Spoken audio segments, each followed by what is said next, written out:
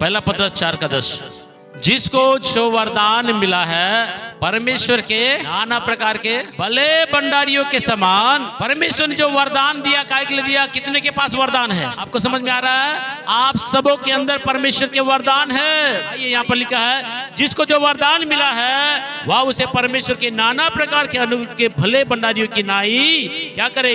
प्रबंधन की जाए। हालेलुया, परमेश्वर का धन्यवाद हो। बहुतों को परमेश्वर ने जब इस चर्च में लाया, अब उस वरदानों में बढ़ा रहा है, अभिषेक में बढ़ा रहा है, अनुभव में बढ़ा रहा है, दर्शनों में बढ़ा रहा है, ताकत में बढ़ा रहा है, बुद्धि में बढ़ा रहा है, आप प्रेम करने में बढ़ा रहा है, सहयोग करने में बढ़ा रहा है। आपको जिस जिस क्षेत्र में परमेश्वर की योग्यताओं को दिया, क्षमताओं को दिया, वरदानों को दिया, ज्ञान दिया, बुद्धि दिया, ताकत दिया, इसके द्वारा अच्छे भले भंडारी के समान इसी रीति से इस परिवार के ऊपर में परमेश्वर ने क्या किया? प्रभु के दास के सेवक के रूप में रखा कि आप और मैं, हम सब मिलके परमेश्वर के राज्य में एक परिवार है, और परमेश्वर के राज्य को बढ़ाने के लिए परमेश्वर ने बहुत सी क्षमताओं को, योग्यताओं को, इच्छाओं को और बहुत से वरदानों को आपके अंदर रखा है, ताकि आप अच्छे भले भंडारी। भला भंडारी क्या करता है? लोगों के भलाई के लिए मुट्ठी खोलता है, लोगों की भलाई के लिए वहां खड़े रहता है, उनके लिए प्रार्थना करता है, उनके लिए उपवास करता है, उनके दुख सुख में मार्गदर्शन करता है। करता है कि नहीं करता? एक अच्छा आदमी क्या करता है? बोलिए। एक भला भंडारी लोगों का जब उसके मन में लगे मुझे भला करना चाहिए, मेरे पास बहुत योग्यता है, बहुत से मेरे पास साधन है, या जो कुछ मेरे पास है उसके द्वारा मैं इसका मदद करना चाहता हूं, तो बराबर यदि उसके अंदर भलाई है तो निश्चय वो भला करने के लिए खड़ा होता है। उसी रीति से परमेश्वर भी चाहता है कि आप एक अच्छे भले भंडारी के समान अपने परिवार का, अपने बच्चों का, खुद का और कलीसिया का और नासनुल आत्माओं के लिए एक भले भंडारी के समान रहकर लोगों के लिए आप मदद करना है। इफिसी 2:10 में क्या लिखा है? क्योंकि हम उनके बनाए हुए हैं। किनके बनाए गए हैं? परमेश्वर ने आपको मुझको बनाया, एक योजना के साथ बनाया, एक उद्देश्य के साथ बनाया। हालेलुया। बनाने वाले के विचार में आपके प्रति बहुत सी योग्यताओं को गढ़कर आपको बनाया, और वो क्या चाहता है कि जिस उद्देश्य से आपको बनाया गया है, जब आप उस उद्देश्य को काम करते तब बनाने वाले को बड़ा खुशी होता है कि मैंने इस पंखे को इसलिए बनाया कि उसके नीचे बैठने वाले को अरे को क्या मिले? हवा मिले, ठंडी हवा मिले। ये लाइट बनाने वाले के उद्देश्य क्या था? कि जब ये अंधेरे रूम में मुझे जलाएंगे तो उस वहां का अंधेरा को दूर करके प्रकाश लाना है, ताकि वहां पढ़ने वाले, लिखने वालों को मदद हो सके। और जब इस माइक को बनाने वाले का उद्देश्य था कि हजारों की भीड़ में जब लोग अपने विचारों को रखना चाहते हैं लेकिन वो वहां तक नहीं पहुंच पाएगा, तो एक उद्देश्य के साथ इस माइक को बनाया गया कि जब इसमें बातें किया जाए, इस आवाज को कई गुना बढ़ाया जाए, और यहाँ बोला एक बात हजारों की भीड़ में प्रत्येक के कानों में बराबर और सही आवाज आ जाए, इसीलिए इसको बनाया गया। मोबाइल बनाने वाले ने जब मोबाइल को बनाया तो एक उद्देश्य के साथ बनाया। वो चाहता है कि इस मोबाइल के द्वारा हजारों किलोमीटर दूर एक व्यक्ति से बातें किया जाए, और क्या करे? वीडियो के द्वारा उसको देख सके और कई प्रकार की गतिविधियां कर सके। बनाने वाला हर एक चीज को जब बना रहा था उसके पीछे एक उद्देश्य और योजना। वैसे ही परमेश्वर ने आपको और मुझको जब बनाया तो हमारे पीछे भी परमेश्वर की एक योजना और इच्छा है। परमेश्वर की एक इच्छा है, वो चाहता है कि जब उसने हमें बना रहा था, वो चाह रहा था कि पास्टर मोसेस आवपल्ली में उसका जन्म हुआ, बीजापुर जिले में, लेकिन वो क्या करे? एक दिन बड़ा सेवक बने, बहुतों को प्रभु के वचन में सुना, उनके दुख सुख में खड़ा रहे, उनके लिए प्रार्थना करे, उनको उपवास करे और परमेश्वर के मार्ग में चढ़ा। मुझे जन्म लेने से पहले ही परमेश्वर ने मुझे इसलिए बनाया, लेकिन मुझे नहीं मालूम था मुझे क्यों बनाया। धीरे धीरे मेरे संसार में जन्म हुआ, स्कूल गया, पढ़ाई किया, उसके बाद धीरे धीरे प्रभु के संगति में बढ़ता गया, लेकिन वो परमेश्वर धीरे धीरे अपनी कसौटी में कसता गया और अपने मार्गों में चलाता गया। आज मुझे अपने जन्मभूमि से निकाल कर यहाँ पर लाकर प्रभु अपनी सेवकाई में इस्तेमाल कर रहा है कि नहीं कर रहा? जब मैं प्रभु की सेवा करता हूं तब प्रभु को खुश होता है कि जिस उद्देश्य के लिए मैंने इसको बनाया उस उद्देश्य में वो खड़ा है। तब परमेश्वर का दर्शन क्या हो जाता है? पूरा हो जाता है। तब परमेश्वर का मकसद जिस उद्देश्य से उसने मुझे बनाया तब पूरा होता है। तब इसके प्रतिफल हमको स्वर्ग में क्या मिलता है? इनाम मिलता है। तो आज आपको परमेश्वर ने क्यों बनाया? और यह लिखा है क्योंकि उसने हमें बनाया और मसीह में उन भले कामों के लिए सृजा। किसके लिए सृजा बोल के लिखा है? आप अपने जीवन में झांक के देखिए कि आज तक आपने कितने अच्छे काम किए हैं, कितनों के लिए भलाई का काम किए, कितनों का सहारा बने, कितनों के लिए दुखों सुख में खड़े थे, कितने लोग जो डूब रहे थे उनको उठाए, कितने लोग भूखे थे उनको खिलाए, कितने लोगों को आपका जरूरत और वहां आप खड़े थे। आप याद करके देखिए। हालेलुया। क्या आप परमेश्वर ने भले कामों के लिए आपको बुलाया, मुझको भी भले कामों के लिए बुलाया। जब आपको मुझको भले कामों के लिए बुलाया तो भले काम करने की योग्यता और क्षमताओं को परमेश्वर हमको रखा हमारे अंदर में। सही है कि नहीं है? मानते इस बात को? मानते इस बात को? जब परमेश्वर ने बनाया तभी। अभी मान लीजिए जो मोबाइल हमारे पास में है, इस मोबाइल से अगर वीडियो कॉलिंग करना है और मैं दूर रहने वालों को आमने सामने देखते हुए बात करूंगा, अगर वो कीपैड वाला तो होगा क्या? नहीं, वो मात्र कीपैड वाला जो मोबाइल होता है मात्र उसमें बातें कर सकते हैं, लेकिन हम दूर में रह के वीडियो कॉल के द्वारा से बातें नहीं कर सकते देखते हुए। लेकिन दूसरा वर्जन का जो मोबाइल उसको बनाया गया उस उद्देश्य से, तो उसके द्वारा वीडियो कॉलिंग आप कर सकते हैं, सही कि नहीं? वैसे ही परमेश्वर भी यहाँ बैठे हुए प्रत्येक को अलग अलग अपने भले कामों के लिए आपको सृजन से पहले अपनी इच्छा और योग्यताओं के साथ में रचा है। हालेलुया। लिखा नीति वचन 27:19 में लिखा, जैसे जल में मुख की परछाई मुख को प्रकट करती है, वैसा ही मनुष्य का मन मनुष्य को क्या करता है? प्रकट करता है। हालेलुया। अभी तो दर्पण का समय है, अभी आईना दिखता है, सही कि नहीं? पुराने समय में आईना नहीं था, लोगों को अपने चेहरे को देखने के लिए उनको पानी के पास जाना पड़ता था, अपने चेहरे को ऐसे करना पड़ता था, अगर पानी हिल गया तो नहीं दिखेगा, बड़ी बुद्धिमानी से जाना पड़ता था, तब जाके वो चेहरा दिखता था। अरे मैं ऐसा हूँ, ऐसा हूँ, मैं गोरा हूँ, काला हूँ, या ऐसा ऐसा ऐसा अपने नाक नक्शा ऐसा, तब वो अपने मन में देखता है। लिखा है, क्या लिखा है? मनुष्य का मन में को क्या करता है? प्रकट करता है। लिखा है नीति 27:19 में लिखा, जैसे जल में मुख की परछाई मुख को प्रकट करती है, वैसा ही मनुष्य का मन मनुष्य को प्रकट करता है। मनुष्य का मन क्या करता है? मनुष्य को, आपका मन आपके जीवन को प्रकट करता है। हमारी आत्मा छवि, जैसा मेरे चेहरे की एक छवि होता है, उसको देखने में मुझको दर्पण के पास जाना पड़ेगा, हमारी आत्मा की भी एक छवि होता है। लेकिन ये क्या होता है, अगर मान लीजिए इस आत्मा को अगर देखने के लिए अगर ऐसा कोई आईना बनाओ तो उसको रहते, तो हमारी आत्मा की छवि हमको दिखता, हमारी मन की छवि हमारे मुख का क्या है? हालेलुया। इच्छाओं को दिखाने वाले एक आईना के समान हमारे मन की छवि। अब मैं जो बता रहा हूं थोड़ा ज्ञान की बातों के साथ बता रहा हूं, ध्यान से सुनिए। हालेलुया। यहाँ क्या लिख रहा है? जैसे जल में मुख की परछाई मुख को प्रकट करती है, वैसा ही मनुष्य का मन मनुष्य को, आप कैसे हैं, कौन है, आप क्या है, आपका मन आपको प्रकट करता है। मन क्या है? मन एक विचार है। मन क्या? बोलिए। मन एक विचार है। आपके विचार आपको उस क्षेत्र में जीने के लिए, काम करने के लिए मदद करता है, और आपके विचार ही आपके सही और गलत को दिखाता है। आप भले भंडारी है, अच्छे भंडारी आपको दिखाता है। आपका मन एक मनुष्य को प्रकट करता है। यहाँ पर इसीलिए अच्छी बात लिखा, मनुष्य का मन मनुष्य को क्या करता है? प्रकट करता है। यीशु मसीह का पहला संदेश क्या? बोलिए। आप इस बात को जब मैं आपसे बोलना जा रहा हूं, बहुत ध्यान से सुनिए, बहुत ही सामर्थ्य बात मैं बता रहा हूं। यीशु मसीह मत्ती रचित सुसमाचार 4:17 में लिखा है, साथ क्या लिखा है? मन फिराओ क्योंकि स्वर्ग का राज्य। देखिए आज मैं बताया मन का मतलब क्या होता है? मन में चलने वाले विचार, अपने विचारों को बदलो तभी तुम स्वर्ग में जाओगे। यीशु मसीह सबसे बड़ा और सामर्थ्य चोट कहां किया? विचारों में किया।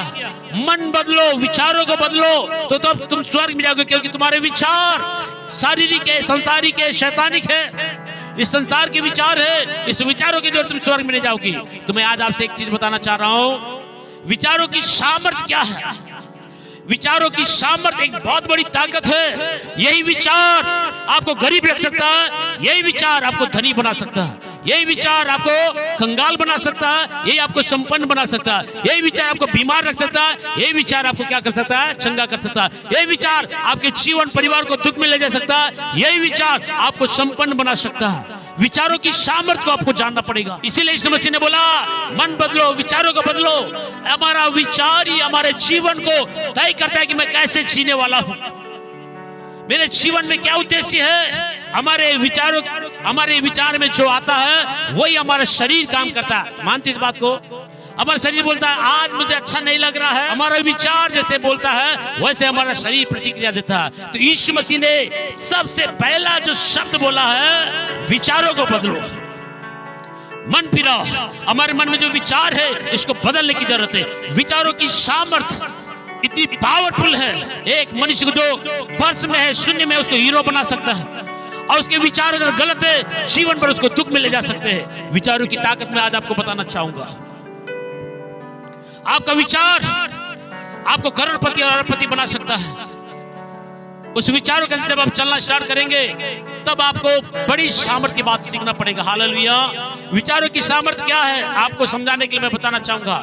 विचारों की ताकत बहुत बड़ी ताकत है। इसलिए यीशु मसीह जब पहला मुंह खोला तो उसके बाद में पहला शब्द था मन परिवर्तन करो, अपने विचारों को बदलो। ये बात के पीछे जब मैं आज अध्ययन कर रहा था मुझे एक बहुत बड़ी और सामर्थ्य बात समझ में आया। वो बात ये था विचारों का खेल इस संसार में सबसे बड़ा और पावरफुल खेल है। ये विचार ही हमारे भविष्य को तय करता है। मैं दुखी हो सकता हूं या आनंदित हो सकता हूं, ये विचार है। ये विचार मेरे जीवन को चंगा कर सकता है या बीमार रख सकता है, मुझे अंधेरे में रख सकता है या उजाले में ला सकता है। ये विचार अगर इसके अनुसार मैं चलता हूं तो मेरा घराना लड़ाइयों में चल सकता है या असफलता में। विचारों की एक बहुत बड़ी सामर्थ्य बता रहा हूं। एक बार की बात है, एक कुम्हार है, गर्मी का समय था। उस कुम्हार ने अपने मन में बोला, कुम्हार के मन में आया कि मेरे पास जो मिट्टी है इस मिट्टी से मैं चिलम बनाऊंगा और मार्केट में बेचूंगा और कमाऊंगा। तो जब वो कुम्हार वहां बैठा और उस मिट्टी को सानने लगा और मिट्टी के अंदर से एक आवाज आया और मिट्टी बोलता है, ये कुम्हार आप मुझे क्या बनाने वाले हो? बोला कि मैं तो तुम्हें चिलम बनाने वाला हूं। बोला ठीक है, आपकी मर्जी, आप जो चाहे वो बना सकते हैं क्योंकि अधिकार तो आपका है। जब वो बना रहा था उतनी समय उसकी पत्नी आई, बोली ये जी क्या बना रहे हो? उसने बोला चिलम बना रहे हो। अरे चिलम क्यों बना रहे हो? इतना गर्मी का समय है, अभी लोगों को मिट्टी के घड़ों की जरूरत है, सुराही की जरूरत है जिसमें ठंडा ठंडा पानी पिएंगे, लोगों का डिमांड इसमें है। तब उसने अपने विचारों को बदल दिया। बोला ठीक है, अब चिलम नहीं बनाऊंगा, गर्मी का समय है। उसने क्या बनाने का निर्णय किया है? सुराही बनाने का निर्णय किया, मिट्टी का घड़ा बनाने का निर्णय किया। जब वो घड़ा बनाया और देखा तो उसका डिमांड बहुत ज्यादा था।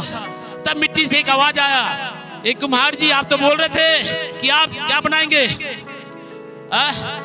चिलम बनाएंगे बोले, पर आपने तो ये बना दिया, कैसे? उसने बोला कि मेरा विचार बदल गया। आपका मात्र विचार बदला लेकिन मेरा पूरा जीवन ही बदल गया। क्योंकि लोग, यदि आपका विचार बदलने से मात्र आपका विचार बदला लेकिन मेरा पूरा भविष्य और जीवन बदल गया। बोले कैसे? अगर आप चिलम बनाते, लोग इसमें तंबाकू डालते और आग से हमेशा सुलगाते रहते, मुझे हमेशा आग में सुलगना पड़ता। लेकिन आपने चिलम की जगह मुझे मिट्टी का घड़ा बनाया।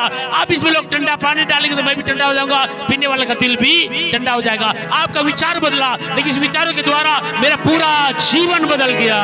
Hallelujah, hallelujah. विचारों की ताकत। आप कैसे विचार करते हैं, कैसे लोगों के साथ रहते हैं, कैसे जीवन जीने की तैयारी कर रहे हैं, आपका विचार सबसे बड़ा सफल और असफल करने की ताकत रखता है। आप कौन से विचारों में जीने की तैयारी कर रहे हैं? आपके विचार क्या है? यीशु मसीह का पहला संदेश था, विचार बदलो, मन फिराओ, स्वर्ग का राज्य निकट है। क्योंकि हमारे विचारों में आज बहुत से लोग अपने विचारों को जानने पर, एक विचार बदलने से उसका पूरा कहानी बदल जाता है, उस परिवार का इतिहास बदल जाता है। जब आप प्रभु यीशु मसीह में आने से पहले आपका जीवन गलत था, आपने विचार बदला कि आप गलत काम नहीं करूंगा, बुरी संगति नहीं करूंगा, प्रभु के पीछे चलूंगा। आपका पूरा जिंदगी बदला, बदला कि नहीं बदला? आप नरक में जाने वाले थे अनंत काल तक जलने के लिए सुराही की जैसा, लेकिन अब आप स्वर्ग में जा रहे अनंत काल के जीवन को पाने के लिए। हालेलुया।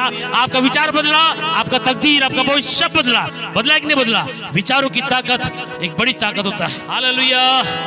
आज मैं आपको एक चीज बताना चाह रहा हूं, धन्य आदमी कौन है, लकी आदमी कौन है?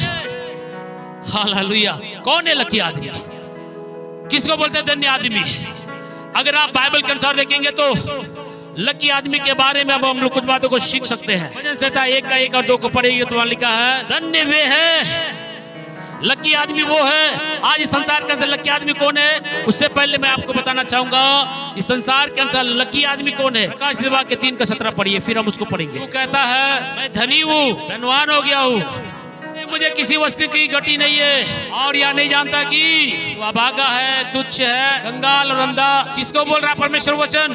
एक आदमी बोल रहा है, मैं धनी हूँ, धन्य हूँ, लकी आदमी हूँ, मेरे गाड़ी है, सोना है, चांदी है, बैंक बिल है, सब है, मुझे ईश्वर की जरूरत नहीं, मैं लकी आदमी हूँ, मैं जहां जाता हूं वहां सम्मान होता है। हालेलुया। सोना चांदी गाड़ी घोड़ा बैंक बिल सब है मेरे पास, इसलिए मैं लकी हूं, मुझे किसी चीज की जरूरत नहीं है। लेकिन परमेश्वर बोलता है, तू लकी आदमी नहीं है, तू धन्य आदमी नहीं है। तू कहता है कि मैं धनी हूं, धनवान हो गया हूं, मेरे पास सब है, किसी की जरूरत नहीं है, तो ईश्वर की जरूरत नहीं। तू अंधा है, तू नंगा है, तू अभागा है, तू तुच्छ है, कंगाल है, जिसमें तू घमंड कर रहा है आज है कल चले जाएगा। धन्य आदमी वो नहीं है जिसके पास सब कुछ है, धन्य आदमी वो है जिसके पास परमेश्वर है, परमेश्वर के साथ सब कुछ है, वो धन्य आदमी। अगर आप पढ़ेंगे लूका रचित सुसमाचार 16-19 में एक धनवान के बारे में, धनवान आदमी क्या करने लगा, रे मैं लकी आदमी हूँ, मैं धनी हूँ, क्योंकि मेरे यहाँ नौकर चाकर है, बैंक बैलेंस है, गाड़ी है, घोड़ा है, और मेरे बहुत से रईस क्या पहचान वाले हैं, मैं बहुत बड़ा धनी आदमी हूँ, और मेरी पहचान बड़े लोग साथ है, मैं जहाँ भी जाता फूल और मालाओं के साथ सम्मान होता है, तालियां बजाते बैंड बाजाओं के साथ स्वागत होता है, मैं लकी आदमी हूँ, मैं धनी आदमी हूँ, मेरे पास सब कुछ है, ऐसे वो घमंड करने लगा। लेकिन बाइबल लिखा उसी के पास में एक आदमी था जिसका नाम क्या है, लाजर नाम का गरीब आदमी था, घाव से भरा हुआ था, फटे कपड़े पहनने वाला था, कोई उसको पूछ के नहीं देखता था, कभी उसको अपने घर में नहीं बुलाते थे क्योंकि घाव से भरा था, बदबू से भरा हुआ था, और अपने पेट को पालने के लिए धनवान के घर के डेवड़ी में रखा जाता था, उसको प्यार नहीं करता था। लेकिन बाइबल लिखा एक दिन लाजर जो गरीब था, इन दुखों में रहते हुए भी उसने प्रभु को नहीं छोड़ा, और एक दिन वो मर गया। अब बाइबल लिखा परमेश्वर की दूत आके उसके आत्मा को स्वर्ग में ले गए, और वह आनंद पा रहा है। एक धनवान आदमी जिसके पास सब कुछ था, लेकिन उसके पास क्या नहीं था, प्रभु नहीं था, मर गया। मरने के बाद उसकी आत्मा को लेकर कहां डाल दिया गया, नरक में डाल दिया गया।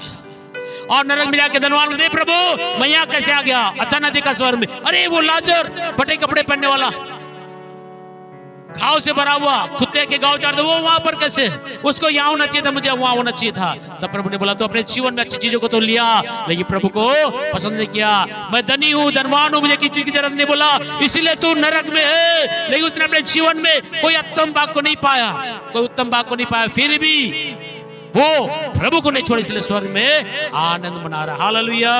अब यहाँ पर देखिए धनी आदमी की स्थिति क्या है, लकी कौन है, मैं आज आपको बताना चाहता हूँ। लकी आदमी वो नहीं है जिसके पास गाड़ी घोड़ा बैंक बैलेंस है, लेकिन लकी आदमी वो है जिसके पास प्रभु है, प्रभु का वचन है, पवित्र आत्मा का मार्गदर्शन है, इस संसार में प्रभु के पीछे चलता है, वो लकी आदमी है। हालेलुया। भजन संहिता 1 और 2 पढ़िए, लकी आदमी के बारे में देखिए, किसको लक बोला गया, किसको धन्य बोला गया।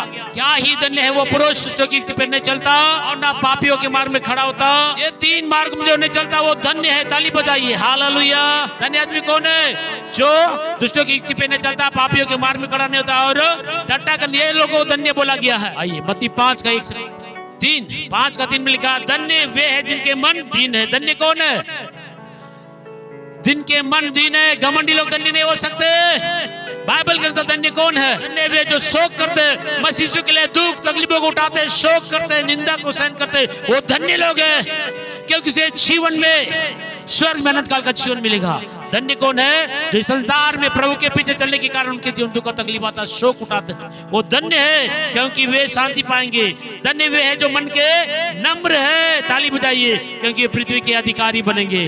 वो क्या बनेंगे, जो नम्र है वो पृथ्वी के अधिकारी। संसार में जितना आप नम्र रहोगे उतने लोग आपको मदद करेंगे और क्षेत्र में आपका काम सफल होगा। नम्र बनना। धन्य लोग वो है जिनका मन क्या है, नम्र है। धन्य वे जो धार्मिकता के भूखे और प्यासे है, क्योंकि प्रभु उसको क्या करेगा। कौन है धन्य, लकी कौन है, जो परमेश्वर के वचन के प्रति, चर्च के प्रति, आराधना के भूख और प्यास है, वो धन्य है, क्योंकि परमेश्वर को आत्मा से भरेगा। धन्य वे है जो दयावंत है, क्योंकि उन पर दया किया जाएगा। धन्य कौन है, धन्य लोग वो है जिनके ऊपर में दया करते हैं। कोई भी आता है दुख में, तकलीफ में, निराशा में, समस्या में, यदि आप खड़े होकर आप उसकी मदद करते हैं, आप धन्य हैं, क्योंकि परमेश्वर की ओर से भी आपके ऊपर दया किया जाएगा, क्योंकि आप दया करने वाले लोग हैं। उनको धन्य बोला गया, लकी आदमी उसको बोला गया।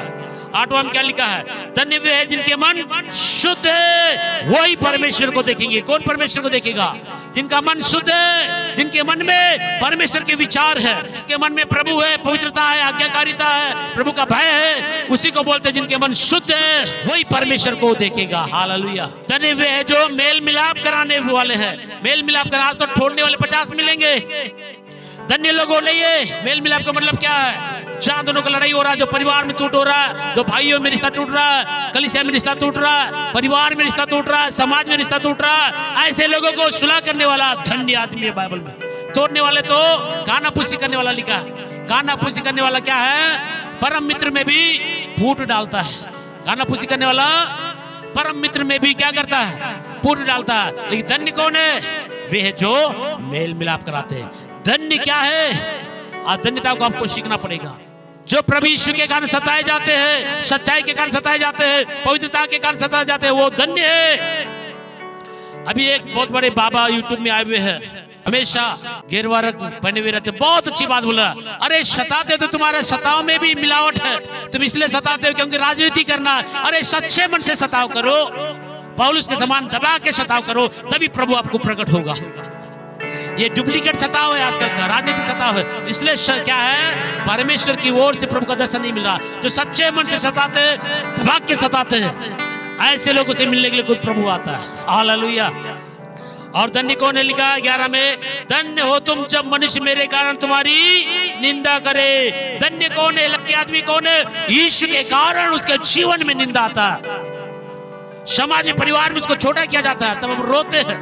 नहीं, प्रभु के सामने अगर तुम रोने लग जाओगे, ए प्रभु ऐसा ऐसा हो रहा, अब मैं छोड़ दूंगा, आपको छोड़ दूंगा बोलोगे, तो आप धन्य लोग नहीं है, आप लकी आदमी नहीं है। लकी आदमी कौन है, जिसके जीवन में सताव आया, निंदा और अपमान किया गया, बेइज्जती किया गया, फिर भी वो प्रभु में खड़ा, तो धन्य है। धन्य किसको बोलते हैं, प्रभु के धन्य कौन लोग हैं। ऐसी धन्यता नहीं मिलता भैया, ऐसी सफलता नहीं मिलता, ऐसे सम्मान नहीं मिलता। सम्मान प्रभु के राज्य में उन लोगों को मिलेगा। धन्य तू बेटा, मेरे लिए तेरा निंदा हुआ तो भी तूने मुझे नहीं छोड़ा, झूठ बोल बोल कर तुझको दबाए तो भी तूने मेरा इनकार नहीं किया, तू धन्य है। स्वर्ग में हमारा सम्मान होने वाला है। कितने को यकीन है कि आपका सम्मान होगा, आपको इनाम मिलेगा। बाइबल क्या लिखा है, जब यहां से जाएंगे मध्य आकाश में प्रभु से मिलेंगे, 3.5 साल तक वहां पर क्या होगा, न्याय होगा। उस न्याय में ये सारे लिस्ट को जो पास किए धन्य लोग हैं बोल के उनको स्वागत करेगा, फूल और मालाओं से स्वागत करेगा, और क्या मुकुट देकर सम्मान करके उसको बोले तू धन्य है, तू लकी आदमी है, शताओं में भी तू मुझे नहीं छोड़ा, जैसा लाजर ने, और गटी में भी प्रभु के इनकार नहीं किया, धन्य था, इसलिए स्वर्ग में गया, इनाम मिला। धनवान इस संसार में मैं एक चीज देखा हूं, जब हमारे कुछ नहीं रहता ना, अर्शताओं को पास करने के लिए हिम्मत आता है। जैसे जैसे प्रभु हमको धनी बनाता है, हालेलुया, जैसे जैसे हमारे यहाँ सब कुछ आते रहता है, हम सुरक्षा के घेरे में जाते हैं। हालेलुया। तब आनंदित और मगन होना, जब तुम्हारी निंदा होगा, जब तुमको झूठ बोल बोल कर दबाएंगे, बार में लिखा आता है आनंदित और मगन होना, क्योंकि तुम्हारे लिए स्वर्ग में बड़ा फल है। धन्य आदमी के लिए क्या है स्वर्ग में, बोलिए, स्वर्ग में आपके लिए क्या है, बोलिए, बड़ा प्रतिफल है, क्योंकि आप धन्य लोग हैं। धन्य कौन है, वो धन्य नहीं, हम शारीरिक रूप में धन्य हम किसको बोलते हैं। अभी एक बाबा का दिखाया, कितना सोना पहने बाबा जी, बहुत बड़ा पगड़ी वाला था, बोला कि 2.5 किलो सोना पहना भैया। अरे धन्य आदमी है, सोने को पहना। अरे यार सोना पहनो, कुछ भी पहनो, धन्य सोना पहनने से नहीं है, महलों में रहने से नहीं है, बड़े एजुकेशन लेने से। धन्य वे है जो सारे मार्गों में पास होते हैं। और धन्य कौन है प्रभु के राष्ट्र में, रोमियो का 4 का 7 और धन्य कौन है, आप देखिए, धन्य है वे जिनके अधर्म क्षमा हुए, जिनके पाप, बाइबल का सारा सार इसमें लिखा, धन्य वे है जिनके धर्म को क्षमा किया। अगर धर्म का क्षमा नहीं हुआ, आप बहुत खतरनाक है। आपको मालूम है, ये पृथ्वी जिसके ऊपर हम लोग चलते हैं ना, बहुत आनंद मनाते कि नहीं मनाते, क्योंकि संसार में देखने के लिए बहुत कुछ है। 4 झरने, पहाड़, पर्वत, मनुष्य, जलचर, आकाश के पक्षी और सुंदर सुंदर दृश्य इस पृथ्वी में हम बड़े आनंद के साथ चल रहे हैं। लेकिन आपको मालूम है, इस पृथ्वी के नीचे सोने का, हीरे का खदान भी है, और उसके नीचे क्या है, और कीमती चीजें, और उसके नीचे क्या है मालूम है, एक जलता हुआ लावा है, आग है। आज पृथ्वी में आनंद मना रहे हैं, लेकिन इसी पृथ्वी के नीचे एक खतरनाक चीज है, वो अनंत काल का एक सत्य है, नरक की आग है। इस पृथ्वी में रहते हुए आप धन्य नहीं बनोगे, उस आग का कौर बनोगे।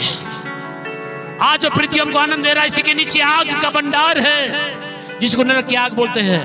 वहां जाने से बचने के लिए आपको धन्य बनना पड़ेगा, और परिस्थिति में धन्य बनना पड़ेगा। हालेलुया, लकी बनना पड़ेगा। हालेलुया। लकी किसे कहते हैं, लकी वो है जो प्रभु को पहचानता है और प्रभु के वचनों पर चलता है, पवित्र आत्मा की अगुवाई में चलता है, और अपने आप को अपग्रेड करता है। अपग्रेड का मतलब है अपने आप को उन्नति में लाता है। जैसे लोगों के सामने अच्छा दिखने के लिए सस्ता मोबाइल से महंगे मोबाइल में आ गए, मोटरसाइकिल से महंगे मोटरसाइकिल में आ गए, कार में आ गए, हेलीकॉप्टर में आ गए, जहाज में आ गए, और उसमें पहना ओढ़ाव चेंज कर लिए, घर को चेंज कर लिए, घर बड़ा बना लिए, जमीन खरीद लिए, हर जगह अपग्रेड करते हैं, लेकिन तो भी आप लकी तब बनते हैं जब आप क्या करते हैं? लकी वो है जो प्रभु की पहचान में, वचन में, पवित्र आत्मा की अगुवाई में अपने आप को क्या करता है? अपग्रेड करता है, और सही समय में, सही दिशा में, और जो सही काम करता है वही लकी आदमी है। लेकिन जिनके विचार खराब है, जिनके विचारों में वायरस है, जिनके विचार गलत है, वो आदमी अपने विचारों के द्वारा अपने जीवन में, चाहे आपके लोग कितने भी धन दौलत छोड़ के चले जा, एक नालायक हाथों में दे देना, सब कुछ जरूर से खत्म करेगा, क्योंकि उसके ऊपर प्रभु का अनुग्रह नहीं है, वचन नहीं है, पवित्र आत्मा की अगुवाई नहीं है, आपके नाम को अपग्रेड नहीं किया है, अच्छी संगति में नहीं गया है, और ना ही तो सही समय में कुछ करता है, ना सही दिशा में करता है, ना तो सही काम का चुनाव करता है, इसलिए वो फेल हो गया। हालेलुया। इसलिए अपने आप को सावधान से रखिए। प्रकाशित वाक्य 22 का 14 में पढ़िए, क्या लिखा है? धन्य है वे जो अपने वस्त्रों को क्या करते हैं? जीवन के वृक्ष के पास आने का। जीवन के वृक्ष कौन है? यीशु मसीह अनंत काल है, मार्ग, सत्य और जीवन में वो बोला, पुनरुत्थान और जीवन में वो बोला। यीशु बोलता है धन्य वे है जो अपने वस्त्रों को, कौन से वस्त्र? इस संसार के धन्यता के वस्त्रों को धो लेते हैं और उस पर भरोसा नहीं करता, वो धन्य लोग हैं। संसार की साथ से वो धन्य लोग हैं, लेकिन प्रभु के दृष्टि में उसके पाप क्षमा नहीं हुए, उसने अपने वस्त्र को नहीं धोया है, आज भी गंदगी में, पाप में, बुराई में है, और धनवान के समान वो नरक में जाने वाला है। लेकिन धन्य वे है जिनके पाप क्षमा हुए। लाजर का, चाहे उसके पास जैसी भी परिस्थिति क्यों ना हो, लेकिन उसने प्रभु को नहीं छोड़ा, और स्वर्ग में क्या पा रहा है? आनंद पा रहा है। हालेलुया। सामर्थ्य बातों में बताने को मती रचित सुसमाचार 25 का 15, 24 से 27। यहाँ 5 तोड़ा। आपकी औकात क्या है? आपकी क्षमता क्या है? आपकी ताकत क्या है? आपकी शक्ति क्या है? परमेश्वर ने हरेक को अपनी औकात के अनुसार, अपनी ताकत के अनुसार, अपनी शक्ति और क्षमता के अनुसार आपको कुछ ना कुछ दिया। यहाँ कोई है खाली जिसको कुछ नहीं दिया है? कितने के पास विवेक है सही और गलत को चयन करते हैं? कितने लोग बोल सकते हैं? आपकी क्षमता है। बुरा बोलोगे तो दुख लगेगा, अच्छा बोलोगे तो अच्छा भी बोल सकते हो, बुरा बोल सकते हो। ये आपकी क्षमता है, आपके तोड़े हैं। एक मनुष्य के अंदर कम से कम 500 क्या होते हैं? योग्यता। सारी योग्यता आपके अंदर है। आप बोल सकते हैं, सुन सकते हैं, देख सकते हैं, हंस सकते हैं, रो सकते हैं, मार सकते हैं, सीख नहीं, ये सारी योग्यता है। इसमें आप किसको कैसे इस्तेमाल करते वो है। तो हर एक मनुष्य के अंदर में बहुत सी योग्यता और बहुत सी क्षमताएं होते हैं। तो परमेश्वर ने बोला मैंने तुम्हारे अंदर ऐसी योग्यताओं के साथ इस चर्च में भेजा है। कि कई बार इतना टूट जाते लोग, आत्महत्या करने के लिए तैयार थे। अगर आप बोले कि मेरे समय नहीं है भैया, व्यस्त आदमी हूँ, बिजी आदमी हूँ, अरे परमेश्वर ने आपको क्षमता दिया। क्या क्षमता दिया? जो दुख वाला, आप थोड़ी देर खड़े होकर बोला अरे डरना नहीं, ऐसा दुख वाले चर्च में ठीक होती, इतनी बोलने में, ये आपकी क्षमता है। आप इतना बोल के चले गए, वो फांसी लगाने वाला आदमी फांसी नहीं लगाएगा, बच जाएगा। लेकिन बोल नहीं मेरी समय नहीं है, मैं तो बहुत व्यस्त आदमी, खत्म। आपकी क्षमता को आप मिट्टी में डाल दिए, आपकी योग्यता को आप अपनी मिट्टी में डाल दिए, आपने हुनर को अपनी मिट्टी में डाल दिए। नहीं, परमेश्वर ने बहुत सी योग्यताओं के साथ आपको रखा है यहाँ पर। जब मैं इस योग्यताओं के ऊपर मैं पढ़ाई कर रहा हूँ तब मैं जान रहा हूँ अरे बाप रे, मैं कितनों को संभाल सकता हूँ, कितनों को रोजगार दे सकता हूँ, और कितनों को क्या नहीं कर सकता। वो योग्यता, वो क्षमता मेरे पास है हजारों को संभालने के लिए। आप अपने अंदर झांक के देखो आप कौन है। इसलिए लिखा किसी को 5, किसी को 2 और किसी को 1 तोड़े दिया, और 5 वाला 5 तो कर लिया, 2 वाला 2 तो कर लिया। 1 वाला बोलते प्रभु तू, मैं जानता हूँ तू बहुत दुष्ट और अटी है, तू जहाँ नहीं बोता है वहां से काट दे। उसने क्या बोला? मैं जानता हूँ जहाँ तू चीरता नहीं, बोता नहीं, वहां से भी कठोरता है। जब तुमको मालूम था ऐसा है तो मैंने तुझे 1 तो दिया था कम से कम। तो भी क्या किया? आलस्यता के कारण, संसार में व्यस्त होने के कारण उसको तूने मिट्टी में डाल के रखा, और आने के बाद जैसा का तैसा दे रहा है। अच्छा दिया तो सड़ा गला के भी दे रहा है। वही बता रहा हूँ मैं। जब मैं शुरुआत में अंतःगढ़ में जब सेवकाई कर रहा था, परमेश्वर शून्य से उठाते हुए यहाँ तक लाया। इतना तक कि हम लोग पैदल चल रहा था मैं, और 600 का साइकिल में मेरी पत्नी को पीछे बैठाया, मेरे एक बेटे को डंडी में बैठाया, एक को टुकनी में बैठा के रात की विजिट भी किया मैंने। एक घर में जहाँ मैं विजिट करने जा रहा था, प्रभु ने उसको धनी बनाया। अरे पास साहब इतना रात के भी आते हो आप लोग, चलो आपकी मेरी गाड़ी में बैठा के छोड़ूंगा, कभी नहीं छोड़ा। प्रभु ने आपको क्षमता दिया था कि अरे पास अपने बच्चों से, कम से उसकी पत्नी बच्चों को तो लाके छोड़ता, कितना दूर था, आज हट गया। कभी भी आपके जीवन में जो क्षमता है, अगर आप कहीं जा रहे हैं या चर्च में आ रहे, कोई रास्ते में मिल गया, मसीह के लोग हैं, बूढ़े लोग हैं, बैठक ला दो, क्या दिक्कत है? ये भी एक क्षमता है, ये भी एक योग्यता है। मैंने अपने जीवन में सारी पीड़ाओं को देखा है, वो सारी चुनौती से मैं निकला हूं। ऐसे नहीं है, लेकिन आपके पास जो चीज है आप उसके द्वारा यूज ही नहीं करते। आपके पास मान लो गाड़ी है और कहीं पास्टर जाना चाह रहे, पास्टर क्या पेट्रोल डलाएगा कि नहीं डलाएगा। आज तक मैं इस चर्च में खड़े होकर बोल सकता हूँ किसी का कुछ लिया नहीं और बिना पैसे में कोई लेन देन करता नहीं चर्च से, विशेष करके। और किसी में मजदूरी भी करा तो मैं बराबर पैसे देता हूँ। चर्च में मैं डंके की चोट से बातें करता हूँ, कभी मैं फ्री का काम नहीं कराता। कोई है तो बोल के देख ले। और कहीं मैं ध्यान से बोल गया तो बात अलग है, लेकिन अन्यथा मैं जितने भी काम कराता हूँ मैं उनको दे के ही काम कराता हूँ, क्योंकि कभी भी इतना एहसान किसी को लेना पसंद नहीं है। लेकिन मान लीजिए कभी किसी को जरूरत पड़ गया, पास्टर को कोई आपसे सहयोग मांग लिया और नहीं करे तो आपके पास क्षमता है और नहीं करेंगे तो आपका जो वरदान खत्म। परमेश्वर ने आप सबों को बहुत सी योग्यताओं को रखा, बहुत सी क्षमताओं को रखा। आप चर्च में रहकर तसल्ली कुछ नहीं है, पैसा नहीं दीजिए कोई बात नहीं। एक विश्वासी जब दुख और तकलीफ में एक दिन समय निकाल के जाके बोलिए क्या बात है बहन, क्या हुआ है, क्यों चर्च में नहीं आ रहे। हम लोग आपके लिए याद करते हैं, आपके लिए प्रार्थना कर रहे हैं। दुख सभी के जीवन में आता है, आपके जीवन में, हमारे जीवन में, अय्यूब के जीवन में भी आया था। चलो इतनी बोल दीजिए, खत्म। एक आत्मा को नाश होने से बचा लिए, इससे बड़ी क्षमता आपको क्या चाहिए बोलिए।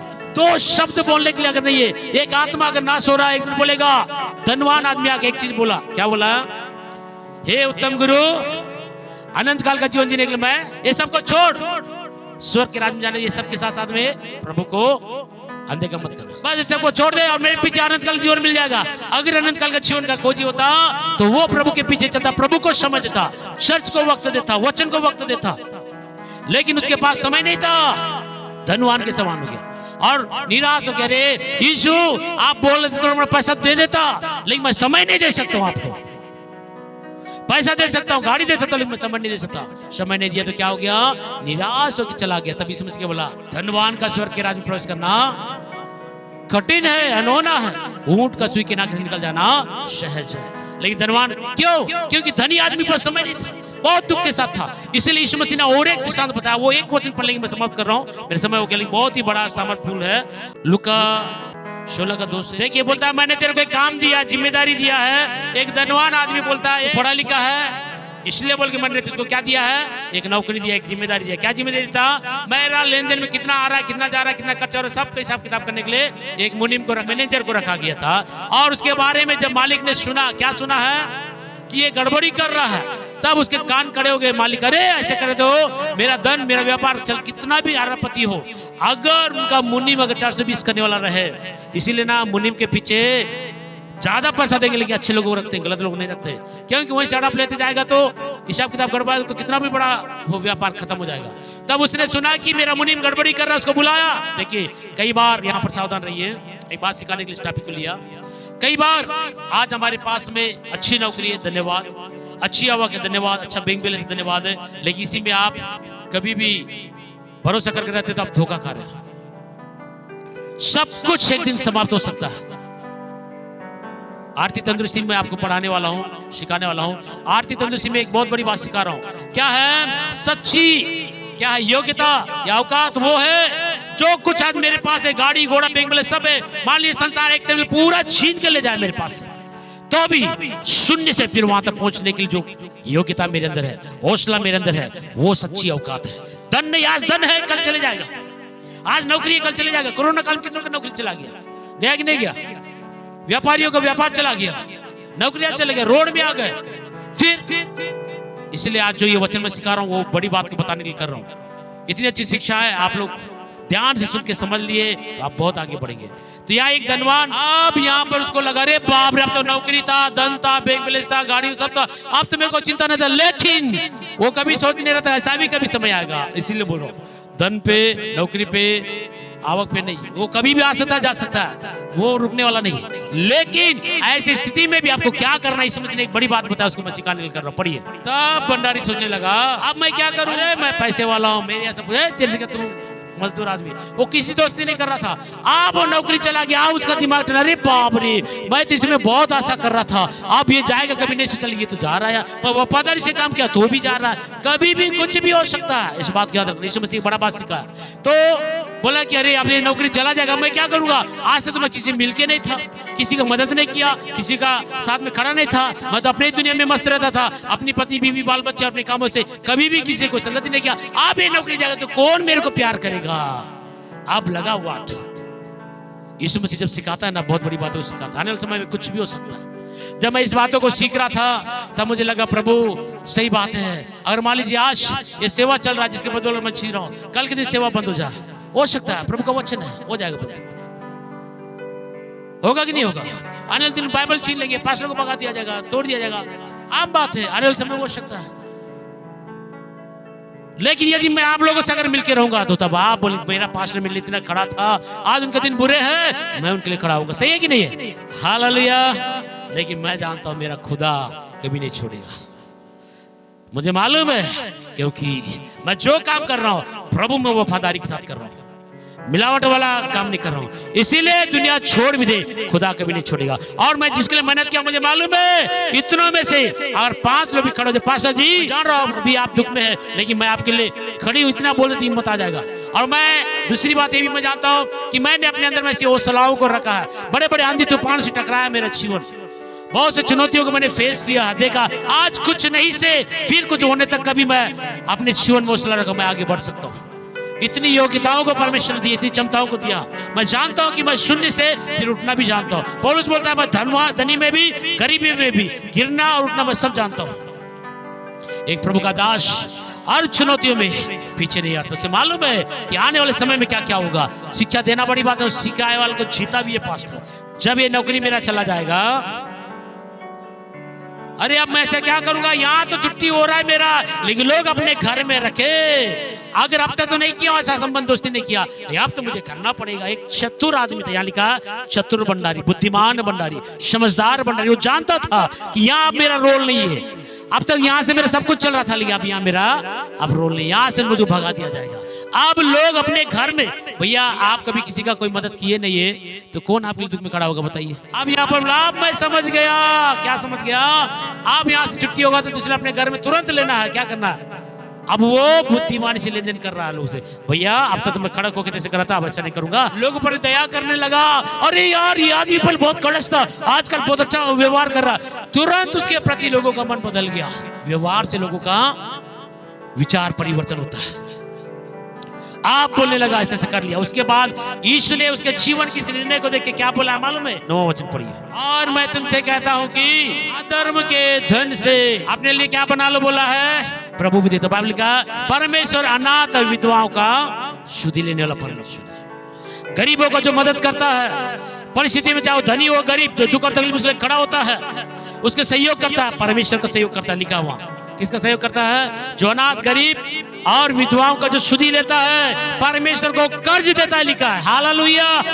क्या करता है? कर्ज लेता है। अब इसने क्या किया, जितने भी लोग सब में क्या करने लगा, उनका कुछ कुछ माफी करने लगा। तब बोला ये चतुर भंडारी है, समझ गया कि आने वाला समय कुछ भी हो सकता है। इसलिए इसने क्या बोला, अधर्म के धन से अपने लिए, आज जो धन है कल चला जा सकता है, आज जो नौकरी कल चला जा सकता है, आज जो आपकी जिंदगी खत्म हो सकता है, कभी भी कुछ भी हो सकता है। लेकिन आपने जो किया समाज में, लोगों के बीच में, वो आपके लिए खड़े होंगे, वो आपको कभी नहीं छोड़ेंगे। प्रभु इस वचन के सबको आशीष दे।